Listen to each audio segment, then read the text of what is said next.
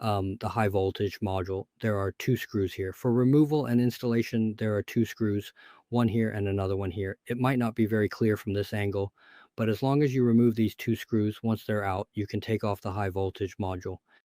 After removing the high voltage module, you'll see two wires here. Just unplug them. There's also a high voltage power cable here, the green one. We need to unplug that as well. After unplugging these two wires and removing the two screws from the high voltage module, we can take it out. It's removed now.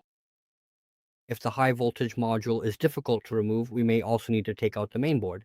That way it will be easier to remove the high voltage module. The installation is the same. First, after installing the high voltage module, put in these two screws. Install them first and then tighten them. For the high voltage module, there are two separate wires. We need to plug both of these in. Just connect both wires. Just like this, plug them in first. And this green power cable, we need to plug that in as well. All right. Wait a moment. Okay, we've also plugged in the wires for the high voltage module. After connecting both wires, the high voltage module is installed. Remove the high voltage module